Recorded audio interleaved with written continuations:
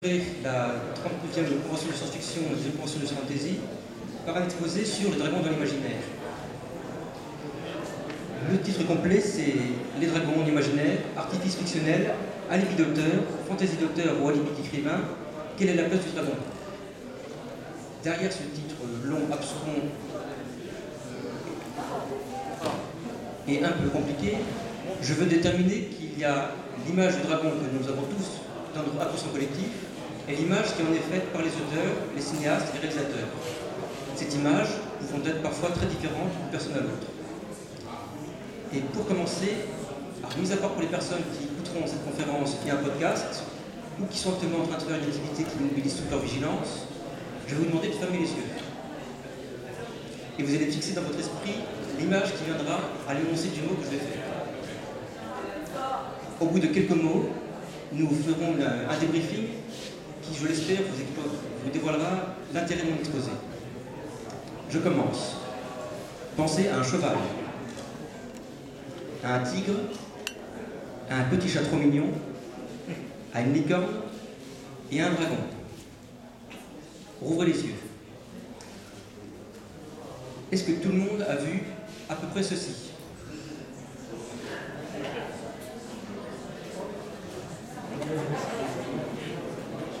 Maintenant, j'ai choisi volontairement des tigres de plusieurs couleurs, mais est-ce que votre tigre ressemble à ceci? Est-ce que vous voyez souvent des tigres? D'accord, à part ceux qui vivent dans un zoo, est-ce que vous voyez souvent des tigres? C'est rassurant. Est-ce que ceux-ci sont des petits chats tout mignons? Ceux-là aussi. J'arrête la sélection, il y en avait trop. Est-ce que ceci est une licorne?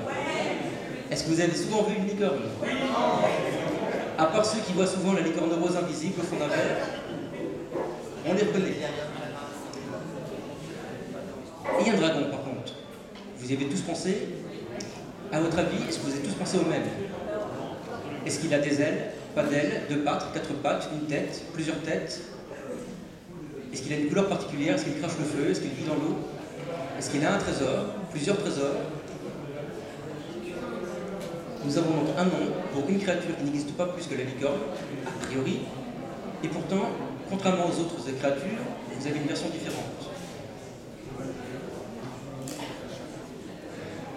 Et j'ai un dernier nom pour vous. Refermez les yeux. Hippocampe et Photocamélos. Rouvrez les yeux, respirez. Ça ressemble à quoi? C'est méchant pour Cyrano. L'animal n'existe pas plus et le nom ne dit rien.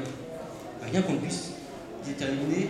J'ai fait une recherche Google, il n'y a pas d'image qui détermine ce que c'est qu'un hippocampe et les Photocamélos. Le dragon, par contre, on en a des milliers de versions différentes. Et je vais commencer pour vous présenter les deux grandes familles principales, le dragon asiatique et le dragon européen. Leurs critères, leurs caractéristiques et l'usage qu'un auteur ou un lecteur peut en attendre. Ma deuxième partie sera sur la fantaisie qui existe sans dragon, ou sans dragon qui aura un rôle prééminent. Puis le dragon, mais hors les tortures de fantaisie. On se met à droite pour voir. Sinon il est devant à gauche. Ensuite, ma partie préférée, ce sera celle qui parle des vrais dragons, qui ressemblent à des dragons, qui jouent le rôle d'un dragon, et dont on attend qu'ils ne fassent que ça. Juste après, il y aura des dragons qui ne sont pas du tout à leur place. Des dragons qui seraient facilement et agréablement remplacés par autre chose.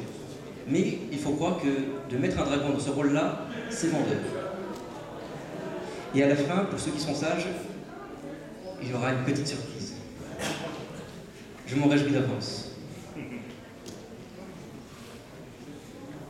Qu'est-ce que ceci? C'est un cerf.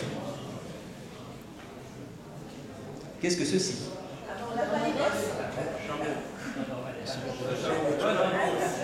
Bon. Sur le principe, c'était un chameau. On peut dire un camélidé, ça marche dans les deux cas. En Asie, le dragon est censé représenter la somme d'environ 9 animaux. Voici une illustration extra connue de Shenron, le dragon de Dragon Ball. Il a les doigts du cerf, la forme de tête du chameau. les yeux du démon, les écailles de la cape, le ventre du mollusque, les pattes du tigre et les serres de l'aigle. Le dragon asiatique n'a pas d'ailes, mais il vole. Alors ensuite, on verra des auteurs qui utilisent un modèle asiatique dans un contexte européen et vice-versa, mais le modèle de base, le dragon asiatique n'a pas de cornes. Celui-ci n'a pas d'oreilles non plus. On voit des versions avec des oreilles, comme par exemple celui de Chihiro de Miyazaki. Aku a des oreilles. Par contre, il a une modification. Moustache et barbe ne sont pas les mêmes, et les cornes ont changé à la place des serres. Il n'a toujours pas d'ailes et il vole. En Asie, le dragon n'est pas un animal lié au feu. Il vit dans l'eau. Il vit de l'eau. Il pousse dans les... Une légende qui veut que l'écart qui remonte les cascades, qui s'appelle le chute du dragon, arrivant au haut de la cascade, tel un saumon, devient un dragon. On est très loin de l'image du dragon qui crache du feu. Ceci est l'illustration du film L'Histoire sans fin, et c'est Falkov, au Fulchur, sur la version du livre.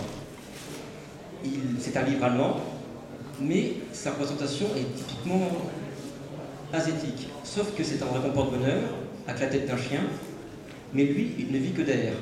Chacun de ses pores lui permet de respirer. S'il met une patte dans l'eau, il se noie. Donc là, on a un changement par rapport à la version originale. On a des critères qui restent les mêmes. On a un changement au niveau du visuel. On a un changement par rapport à l'élément majeur. Mais ce n'est pas un dragon européen, même si l'histoire est allemande. Par représentation, ceci est un kimono où on voit un dragon typiquement chinois compter le nombre de griffes sur sa patte, à droite de l'écran. Il a 5 griffes.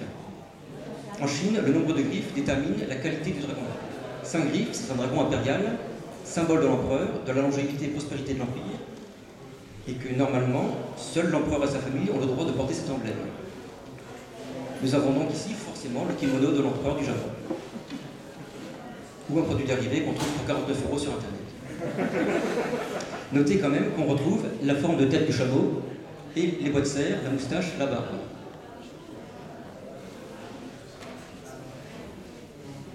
Passons maintenant au dragon européen, celui que nous connaissons mieux. Voici Smoke détruisant la ville du lac. Il a des ailes, il crache le feu, et je peux vous assurer qu'il est extrêmement maléfique. En Asie, il n'y a pas de tradition de tueur de dragon. Le dragon est un être qui n'est pas forcément pacifique, mais qui est plutôt bienfaisant. Il apporte la pluie sur les récoltes, il ne crache pas le feu pour détruire les maisons, il est quasiment immortel, il n'y a aucune raison de vouloir le tuer puisqu'on ne peut pas le tuer. Le dragon européen, avec ou sans ailes, on peut le tuer. Voici Glaurung.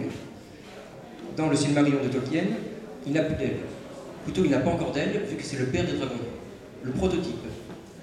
Il a déjà tout ce qu'il faut, sauf les ailes. S'il avait des ailes, il ne serait pas mort. Parce qu'on l'aperçoit en bas d'image, il est en train de se faire perforer le flanc parce qu'il essaie de traverser un ravin dans lequel s'est caché le héros. Le dragon d'Europe, par sa malice, sa malveillance, génère forcément des héros anti-dragons. Puisque si personne ne s'oppose au dragon, c'est la fin de l'humanité. Le contexte est donc différent d'avoir un dragon qui est l'envoyé des dieux, voire une arcane divine tout simplement. Le dragon européen typique, c'est l'envoyé du diable, le diable lui-même, ou simplement un horrible monstre qui ne peut pas cohabiter facilement avec l'être humain.